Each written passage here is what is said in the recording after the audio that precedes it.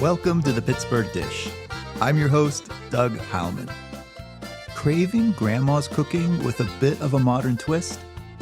We learn about the familiar and new flavors at Batch LLC. Looking for a restaurant recommendation that's perfect for a special event, birthday, or just a Tuesday? Rebecca Hansborough of the 41 Shoe takes us to Umami.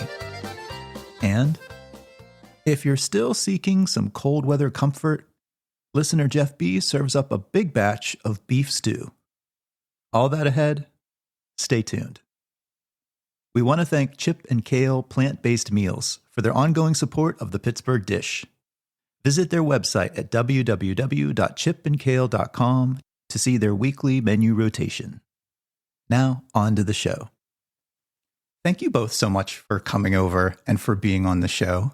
Absolutely. Would you introduce yourselves? I'm Jessica, part owner of Batch. I'm Meghan, the other part owner. And what is Batch LLC?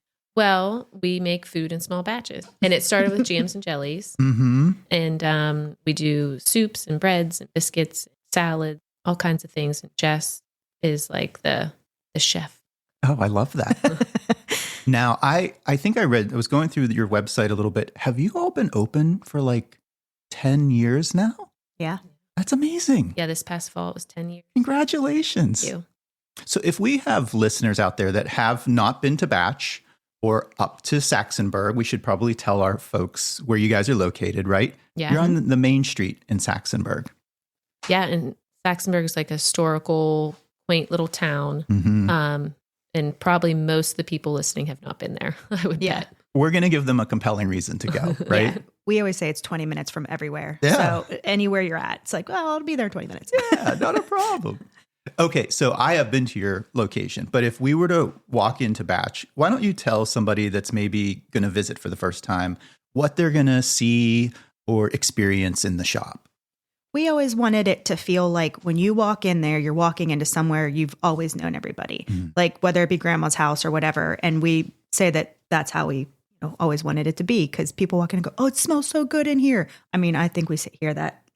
It does. A lot. Like 25 times a day on the minimum, just because we cook things the way that we always ate growing up. And, we try to keep it pretty wholesome and, from scratch. So you're always smelling those onions cooking or the bread in the oven, or sometimes when I'm making jam, people are like, what is that? I'm like, oh, that's liquid gold, What I love is when you walk into the front door, if you just look off to the right, you see the kitchen. Yeah. There's nothing to hide here. You see you all and your crew working in there. Yep. And so I think that's what I love, is seeing like the jars out if you're canning or whatever's being prepared for that day. Yeah. And that's kind of my fault, because I don't like to ever be like in a corner, or like I talk a lot. It's true. So I don't ever want to be like, okay, I'm all here by myself, not knowing what to do. So we open that up so that people can sit and talk, or just, like you said, see what's going on. And there's no secrets. I mean, hopefully no one's picking their nose.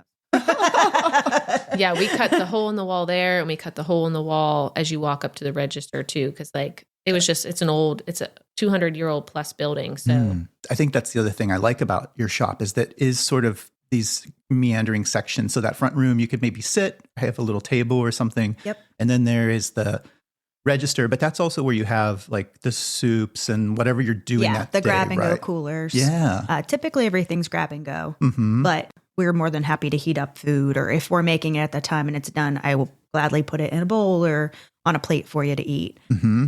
And then you have that room that goes towards sort of the back or the other door. And that's where you have your batches of, I want to say jellies, but sometimes they're sauces, right?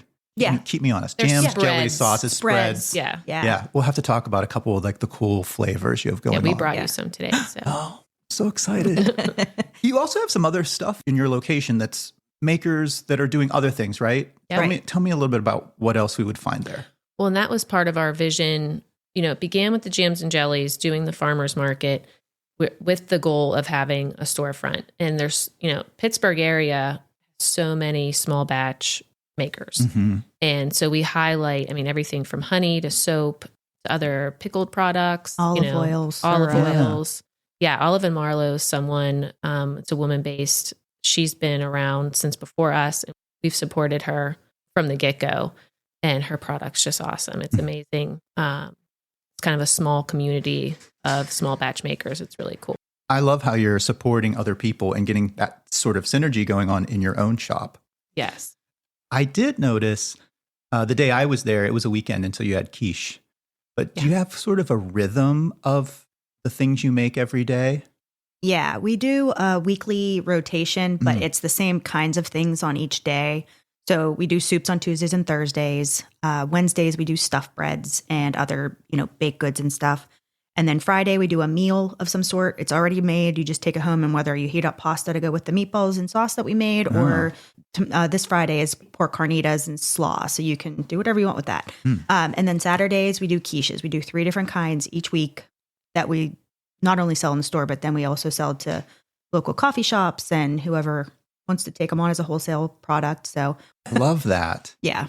Let's talk about some of like the big hitters. When you think about some of the soups that everyone loves, what are some of the top soups? Wedding soup. Wedding soup is it? Yeah. Wedding soup is by far, we call it beef and despair because we make a ton of those tiny meatballs. You make them? Yeah. Oh, yeah. We make Oh, everything my other than the gosh, pasta. yes. Oh, Yeah. wow. And it just somehow always turns into an all day process. We just have to make, because we make a lot of wedding soup. Yeah. Make it. Yeah. And that and like, super soup. yeah, super soup, like garden veggie, like just something simple, Mhm. but people want that, kind of like what Jess was saying, like something that you ate your whole life, Yeah. something that seems familiar. Mm-hmm. Yeah. We do a Thai shrimp soup. Yeah. That's coconut Oh. milk and roasted red peppers and red curry and lime. And people just go crazy over it.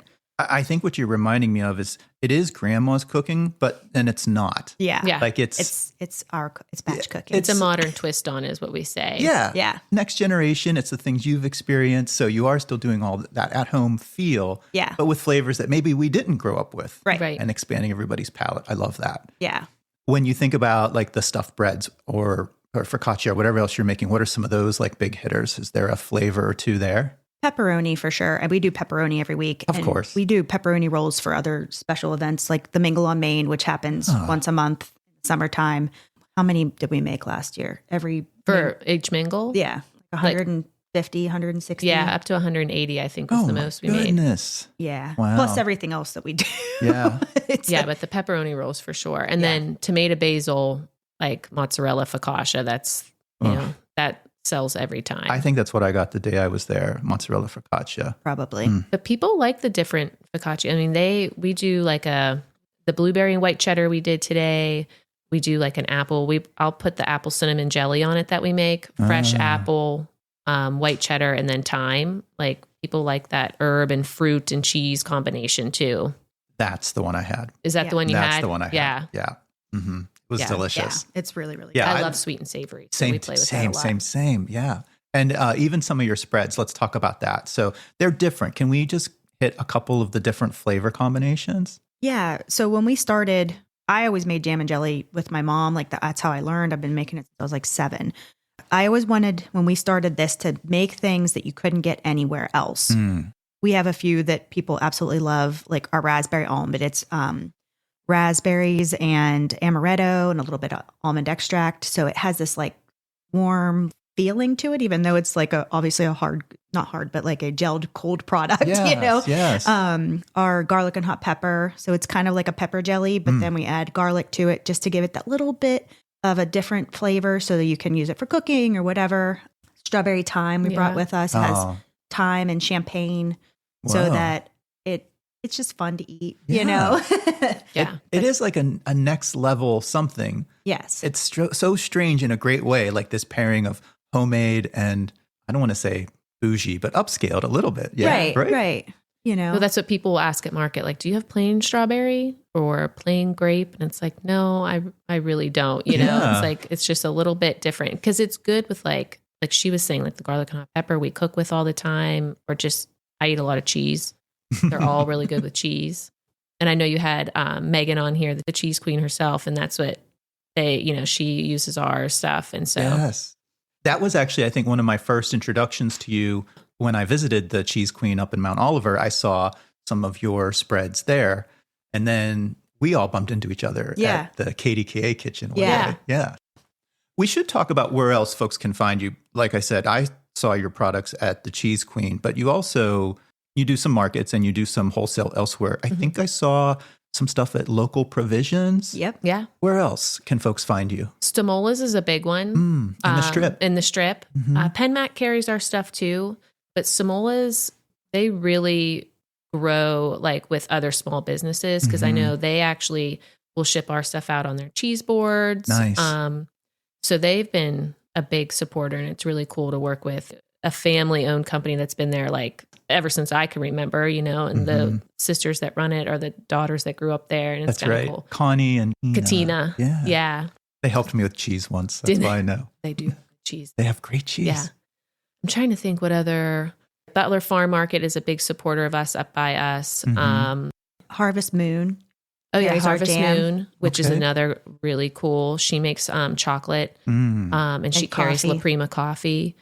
She's in Trenum and Natrona Heights. Okay. And then we do the Market Square Farmers Market starting in the summertime. That's our home away from home. That's the first place we ever sold anything. And then we do a lot of like the I Made It market, the pop-up markets with Carrie. Always a great exposure there. So we're establishing that folks don't need to travel as far as Saxonburg to find you. Right. But let's give them a reason to do that. Yes. Right. So I grew up that direction, and I would go up Route 28 and kind of like cut through to get over, but also from like the Butler area and Route 8, Cranberry, you'd come over on 228. Yeah. Why should folks come to Saxonburg and experience your shop and everything else? What's going on there? I mean, it's small town America at its best, and it really shows the strength of small businesses. When we opened, it was a lot of empty storefronts, and we opened the bake shop, Main Street Bake Shop, and the coffee shop opened all within like the same 5-6 month period, and we've seen a lot of ups and downs in town, and I feel like we've kind of hit a stride. It's 97% woman owned, which I know I keep saying that. I don't mean to push it, but it's cool. It's very cool. And it shows just the strength of working together, because we all have to work together to get people to come into town. We have to create these small events and help each other out. And it kind of goes back to like our baseline of small, the people we carry in the store and the people that carry us. We all really help each other grow for this many years. This entrepreneurial community is very tight-knit, and I think to your point, it's necessary. Yeah. You guys all feed off of one another. Like you walk outside of your front door and there's a coffee shop right across the street. I steal a line from it was another small batch jam maker down in St. Petersburg, Florida.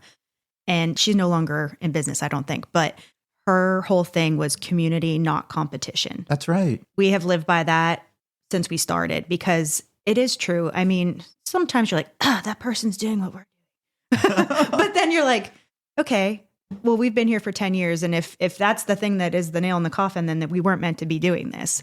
But at the same time, okay, well, imitation is the best form of flattery, I guess, So you just keep kind of plugging along and, okay, well, you need this. Okay, we'll help you out. Okay, and we need that. You're here to help us with that. So and we definitely, like you said, you walk out our door and and I think all the other shop owners do it too. Like, you got to go down and check, Rustic Roost, or you got to go down and check, Red Door Antiques. So we kind of direct people to spend the day there, and there's cute places on the way to and from Pittsburgh too.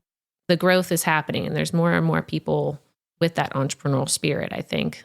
I couldn't agree more. Like I said, I grew up in Katanning, so I know sort of the Route 28 corridor before I get off at 356. Yeah. Over.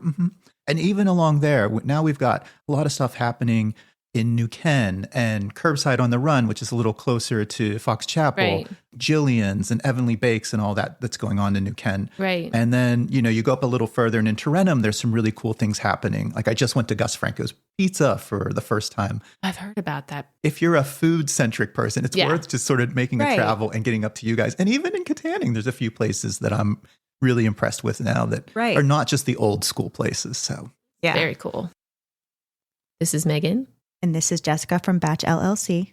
And you're listening to the Pittsburgh Dish. So I want to take a little bit of a pivot. We've talked about what you guys offer, what folks will experience in the store. I do want to talk a little bit more about how it all got going. You've been in business for 10 years. How did you two become business partners and decide on the vision that you have today? It's kind of weird because everyone assumes that we've known each other our whole lives or that we're related, but we just met through a mutual friend. We were acquaintances prior. Like we had gone to birthday parties or was it New Year's at Kylie's house? New Year's, yeah. And our one friend introduced us and we started talking, and that was it, fast forward about a year, and it was the same friend was having a baby shower, and we both showed up, and I was doing like all the signs because I went to school for graphic design, and I was doing all the signs and I was setting them out. And then Megan was doing the flowers for the shower because that was her background. Yeah. And I'm just milling around talking about how I really want to do my own thing, and I think I'd like to do this and that. And she was just listening to me because, like I said, I talk a lot. And then I started taking entrepreneurial classes, like free ones at the CATS program from Pitt. And so I was driving down to Pitt once a week and taking these classes, like trying to learn how to write a business plan. I wanted to do like a urban garden center gift shop. And my brain was like, I need food because that's what will have people come back like daily product, or weekly. Yeah. And then she started talking about food and like jams and jellies. And I had always loved food. We both were like the kids in the kitchen all the time, like helping our parents. Yeah. I Facebook messaged her because I didn't even have her phone number. Yeah. Like that week. And I was like, do you want to like sit down and talk about maybe doing something? She's like, yeah. And we sat at Kelly's in Saxonburg for like 2.5 hours. We both filled up notebooks with whatever notes we were going back and forth with or what we had already had.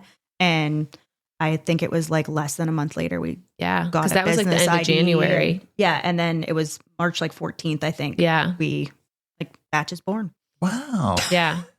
I sort of love that. And it might secretly be good that you weren't relatives or didn't know each other. I think so. You had different ideas and sort of different trains of thought on how to accomplish what you've done. She's family now. Yeah, of course. And that is the point. Like I think we grew together as Batch grew because we have kind of different personalities, but like it works. Kind of like a couple. Yeah, she's my work wife. Aww. You've already hinted at it, but you both grew up in the kitchen or with families that cooked. Jessica, could you tell me a little bit more about, where did you grow up and what was food life like for you? Yeah. Young, I grew up on a farm. Okay. But we didn't own it. We just lived on it. They didn't really farm even, but like always outside, always doing that kind of stuff. Big Italian family on one side and just a big family on the other. My mom always cooked. My dad always cooked.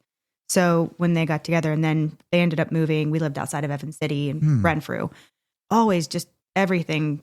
My mom always called it kitchen sink soup. Whatever was in the fridge went into a pot. And that's kind of how we cook now. Yeah. Like, I'll throw a little bit of this. And they're like, what's the recipe? I'm like, I don't have a recipe.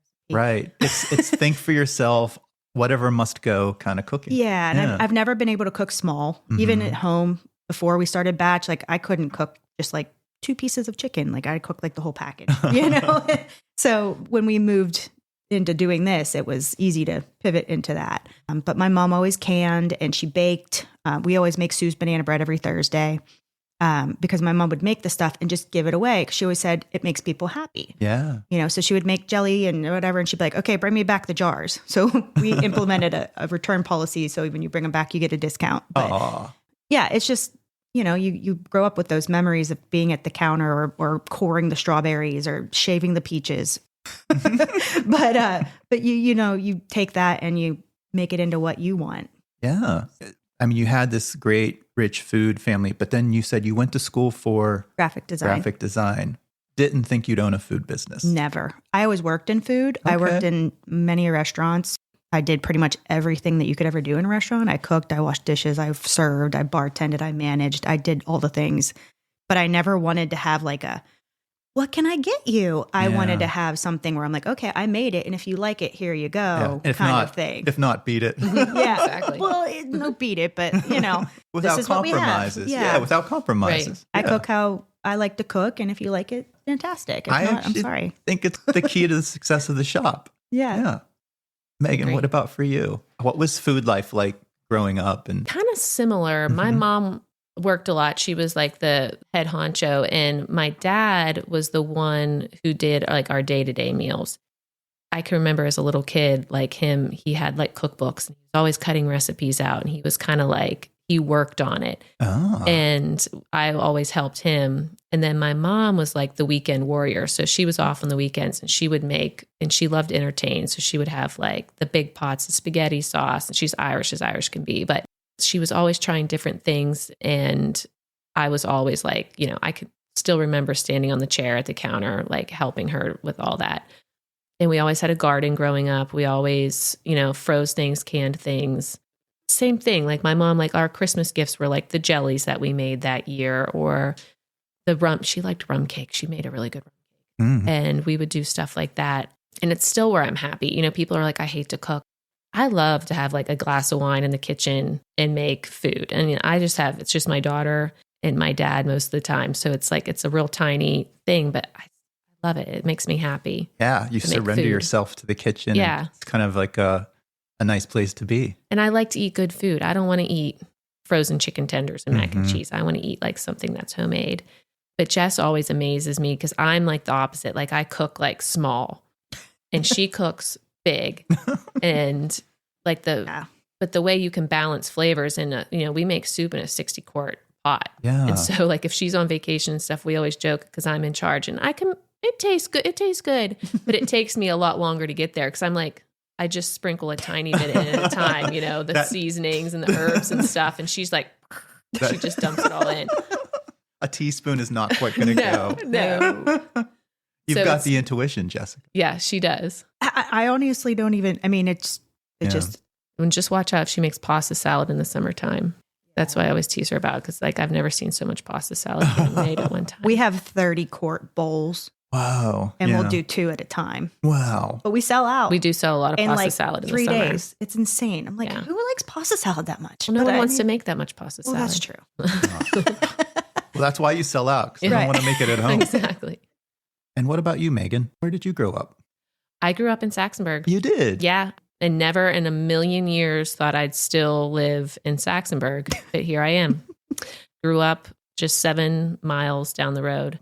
When we're young and feisty or whatever, we think we want to go elsewhere and we want to do all these other things. But as we age out, we learn like to appreciate all of that stuff that's around us and what really does make it special. I'm kind of feeling that myself nowadays. Yeah. And we do live in a special area, I think. And we always say like 10 years, we would never have been there without our customers. I mean, we have the same customers and new ones are so fun. Like we love when new people come in, but it's the people that have been coming to us for 10 years that make it, you know, we watched people grow up. Yeah. It's kids like that come in that are in college now that couldn't look over the counter before, you know, and we know almost everyone's first name when they come in, which my husband calls it cheers. It's what makes it special. It is what makes it special. I've talked to other guests on this show, and I think you've tapped into exactly that. You are doing something unique in a special place, but you're also building a community of folks that feel loved or treated well, and that's why they want to come back to you guys. Yeah. And that was something, you know, we had kind of a slow year this summer. It was tough. It was kind of one of the slower years, and we were brainstorming about it and you know, why was it slower? And it's like, well, our food's to go, and people that know us, like it's a community, they get that feeling from it, but they're not a lot of people like they want an experience now. You know, COVID's been gone for a while. They want to go out, they want to have these experiences. So we were brainstorming and we started Batch After Hours. And the second one is in a couple weeks, February 12th.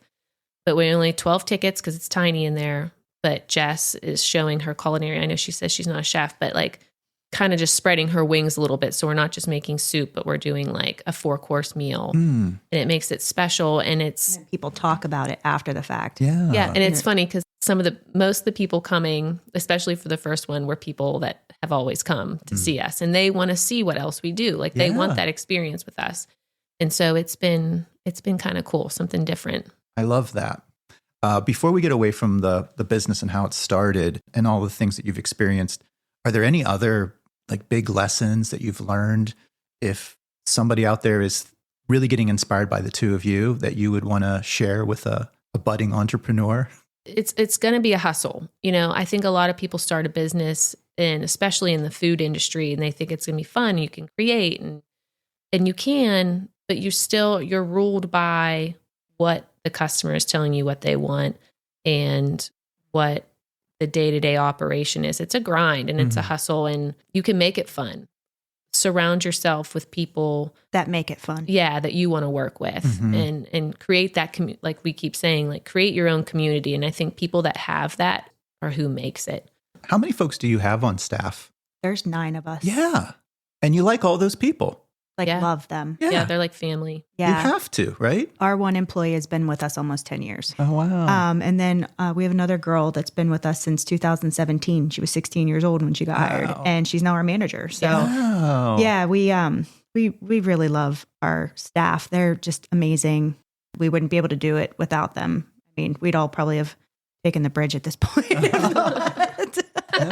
But I'm saying though, like after 10 years, if you don't have any people to kind of help you pick up that slack, I mean, you have to have that support system, because if you didn't, you have to have a team that can, to your point, know what's going on when you need a day off or a day away. Yeah. Because otherwise you are going to probably burn yourself out. Yeah. Yeah. On the point of staying small, that's something we've definitely worked on. We've never grown beyond our means, which can be a struggle because you have these aspirations and these dreams. But everything we've done has been pretty organic. Yes. From the beginning. Letting it flow, letting it to grow as you think it should, even though sometimes that could be hard. Yeah. It's like quality over quantity. Right, exactly. All right, I do want to take us forward. So we're into 2025. You're in your 11th year. What is on the horizon for this year? Do you have anything new coming up, events, goals, anything you'd want folks to know about? There is something on the horizon that we're hoping will help grow us. We're hoping to have ownership of our own building by the end of February. Amazing. And so, as far as growth, we're always looking for like something new to make to excite the customer, but we do have a small space. So I think the Batch After Hours is probably the biggest new thing. And the Batch After Hours is probably going to be like a quarterly event, very limited ticket, very exclusive. Yes. Yeah. There's only 12 tickets. We tried any possible way to get more and we can't. Okay. Well, then let's do this then. If folks are interested, let's remind them of your address. If folks want to come up and visit you live, what's the store location? 230 West Main Street. All right. Saxonburg. In Saxonburg. And if folks want to follow you all on your social media or visit your website, what are those? It's Batch LLC on the social media. And our website is like long and ridiculous, but just type in Batch Saxonburg and it'll all pop right up. And we do sell our jams and jellies on the website. Excellent. All right. Jessica. Yes. Meghan, it's been such a delight to talk with you. I always like to end our conversation with one last question. The name of the show is The Pittsburgh Dish. What's the best dish you've eaten this past week? It has to be this week. Well, you could go a little further back. Because I have to say, my boyfriend and I went to this random place in Johnstown. I can't remember the name. Laurel and Grouse. Anyway, it was this tiny little place, and he saw it on Facebook, and we went there after work on a Saturday. We drove an hour and a half to Johnstown, and it was phenomenal. Wow. And they had an octopus that was on like a roasted red pepper and chickpea. Oh. Yeah. It was phenomenal. Just really cool place. Octopus on... It was like a chickpea? roasted red pepper and chickpea like puree with like a cilantro like drizzle. It was phenomenal. Something you would never expect in Johnstown. Yeah. Delicious. What did your boyfriend get? He got that. So that was just our appetizer. Oh. And then it was a salmon on a butternut squash hummus. Oh. Which sounds weird, but it worked. And they had like a steak filet, but it had 3 trio of sauces, like all homemade sauces. It was ridiculously good. That and a bottle of wine. It was perfect. But the star was that octopus dish. Yeah. Oh. Yeah. And what's it called again? Laurel and Grouse. Laurel and Grouse in Johnstown. Yep. Jessica, what was your favorite bite this past week? We went to Local Provisions on Saturday night, had dinner with my dad. And if anybody's never been there, they have to go because it's a very unique setup. It's kind of like Batch. Like you walk up to the counter and order there and talk to them. But I had the Yinzer salad, which has a homemade truffle ranch, and it's so good. Oh. But then we also, their steak frite or the French fries, like the frites that they have with the garlic aioli was really, really good. And I just want to remind listeners, because we've talked about it on the show before, Local Provisions is over in like the Fox Chapel, O'Hara Township area. Yeah, it's like at the Waterworks Mall Plaza, but across the street. Yeah, it's just around the corner from Alta Via. Mm-hmm. Yeah. And and the owners, I mean, they're always in there working, and the people that work there are always so helpful, and it's a beautiful space, and the food is just... It's so good. So elevated. Yeah, and you can grab our jam while you're there, too. Yeah. I've seen it. Yes. Yeah. But yeah, that salad with filet tips and very good. Megan, Jessica, thank you both so much for being on the Pittsburgh Dish. Thanks for having us. This was awesome. Up next, do you have a favorite spot for that special occasion? Maybe a birthday or anniversary? We take a visit to Lawrenceville with the 4-1 Chew. Hey everybody, we're joined today with Rebecca Hansborough of the 4-1 Chew on Instagram. Perfect. You got it right. Did I? Oh, yes, thank you. You did. Rebecca, welcome to the Pittsburgh Dish. Thank you so much for stopping by and giving us some restaurant recommendations. Absolutely. So happy to be here. Do you have a restaurant you like to go to for, say, a special occasion, birthday, anniversary, something like that? Yeah, absolutely. So I just recently turned 31 last year, and we went to Umami. Yeah, over in Lawrenceville. Yes. It's like this really like aesthetically pleasing it is restaurant. It's like the lighting is just like red and it's an experience. It's a vibe. It's a vibe. Yeah. If someone hasn't been there, it's actually in the same building as Round Corner Cantina, and it's on the second floor. So you kind of enter on the side, you go up the steps, and you hit that light right away. And as soon as you get up there, you're just kind of like, did I leave Pittsburgh? It feels very New York to me. Yeah, very It feels very like, I liked it a lot. Yeah, you get transported somewhere else. Absolutely. Yeah. But yeah, we got a whole bunch of stuff. We got a sashimi plate that was really good. And I think something that I tend to look for with sashimi is like freshness. Mm-hmm. You could definitely tell that it was just like extra fresh. Top notch. Yes, it was so good. We got the gyoza, which they serve traditional, like upside down. So they fry all of the dumplings together. Oh, okay. And so they turn it upside down, and it has that like really thick crust. And then it's green onion on top of it, and you go to separated. Are you okay? Oh, yeah. Like she's looking at me. I'm making like the most like, oh, I want that right now. Delicious. So hungry after this. And it has like this really thick crust, and it's so good. And I think it's just served with like soy sauce. And then we also had the mochi cake. Oh. Like it was just like, it kind of looked like a brownie. Yeah. It was a chocolate mochi cake with berries on top, and they put a little candle in it for me. Oh. I'm trying to think of some other good bites that we had. The shoshu ramen was really good. Had a very good, strong depth of flavor. It's just a good place. They've got around. The grill too, like the. Yes. I'm not going to say it right. The like Robato grill, or whatever you're supposed to say. Whatever that word is. Mm-hmm. Yes, they have that, the Japanese grill, and so you can get an array of skewers, and I think we just got maybe chicken and beef, kind of grilled, and then you can get some vegetables as well, some mushrooms, and then they have really good cocktails. I've had a good cocktail there before. Very refreshing. Mm-hmm. I just think it's a 10 out of 10 place for sure, especially for special occasions, or just a Tuesday. Tuesday is a special occasion, right? It is. Whenever you need a special occasion. Absolutely. Yeah. This is one of Roger Lee's concepts, and he also owns the Parlor Dim Sum, and I think they just do a great job. And so we're talking about Umami in Lawrenceville. Absolutely. Thanks, Rebecca. Thank you. Happy podcast anniversary, if that's the thing. Thank you so much. You can follow Rebecca Hansborough on Instagram at _41_chew. Still have a craving for cold weather comfort food as we plow through this chilly season? Listener Jeff B. submitted his big batch of beef stew. Let's give him a call and hear more about his recipe.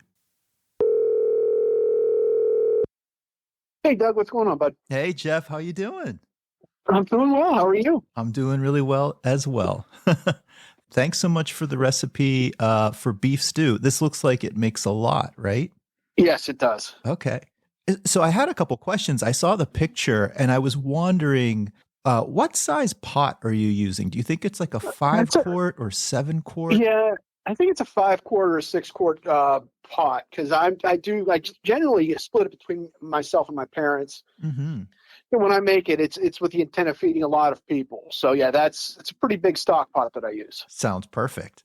I was reading through, you've got like a spice mixture with, I think you mentioned beef powder. Is this like a beef bouillon that you're using? Yeah. It's a beef powder. If you go to the spice aisle, there's the bouillon cubes, and they have the powder that's right next to it with the chicken. It's generally, I don't know what the brand name is, but it's typically right next to the bouillon where it's finely ground, and it's easier to work with as opposed to just putting a bouillon cube in and letting it dissolve. So it's a lot easier. Okay. Yeah, that was just like a product I don't know if I've ever bought, so I'm going to take a look. But I definitely have gotten beef bouillon, and I like the kind that's a paste. They're usually in jars. Better Than Bouillon is the brand that I tend to pick up. Penzeys actually makes a really good soup base. It's like that, like a real thick paste. Right. I also wanted to move on to the vegetables. You're using some of the standards like celery, carrots, onions, garlic, and then later on you add corn and tomatoes. Do you saute the carrot, celery, onion before you add that corn and can of tomatoes, or do you just throw it all in the stock pot? I just throw it all in the stock pot. Sauteing, you're going to get that kind of consistency that's softer because it's going to sit for 2 to 3 hours. So doing a saute is really just going to kind of char the outside, and it's going to fall off in the stock if you were to do like a simple sear or saute. So I generally just throw it in the pot and let it sit, and everything comes out the same consistency. And speaking of saute, the other thing I thought that was unique on your recipe is that you do actually saute the stew meat, but you do that in a cast iron skillet. Is that right? Yes, that's correct. Cast iron generally retains the heat a lot better, and the aluminum and the steel pans will work just as well, but I'm very preferable to cast iron. Yeah, I like cast iron too. And you throw in a little bit of olive oil, you throw in garlic, whatever the stew meat you're using, you've cubed it up, you get some brown on it first, and then after it's browned, you say that you sprinkle in a little bit of flour to coat the meat. Is that for ultimately thickening the stew a little bit more? That's dead on. That's exactly what it's for. I put I think I put 2 to 3 tablespoons. This recipe is very forgiving, so I just usually go by handful. I put a generous handful over the top so everything's coated, and you'll see it. It'll also take up that olive oil and the font that's on the bottom of the pan. Yes, with it, so you're retaining that flavor with the meat when you put it in the stew. So it's kind of like a double whammy there. You want to get that concentrated flavor in there, as well as the thickening, and that's what the flour's there for. What I kind of like about your method is I've seen a lot of people saute the stew beef in the big pot, but then you have to remove it. And then you put in your veggies and you put all your stuff back. So you've dirtied another plate for the meat to rest. And so you're just doing it in a different pan that you like better anyway to get better browning. So I like that approach. One final question. So you're throwing ultimately everything in the big stew pot, all of your spice mixture, all of those vegetables, all of this stew meat with the flour and as much as the brown deglazing that you can get in there. And then do you cover it to the surface with water? I would say almost to the top. I like to leave a little inch because everything bubbles up. Right. And because you're going to cover it and let it simmer for a little bit. And if you put it right to the surface, it's going to start to bubble over, and you're going to lose some of the stew, and it's going to hit your burner. I don't care if it's gas or if it's electric. Right. You'll hear the hiss, and you're going to have to run into the kitchen. So usually I leave about 1 inch to 2 inch little rim at the top, as you can see in the picture. Yeah, a little headroom. Just to be safe. So yeah, exactly. It's you're preventing it from running over and damaging your cooktop or making the kitchen smell like a burnt smell. You really, if you're cooking it for a long time, you really want your house to smell like the spice mixture and the stew in anticipation of eating. I love that. And you bring it up to a bit of a boil, but then lower it to simmer. So just like gentle bubbles, and you let it go for how long?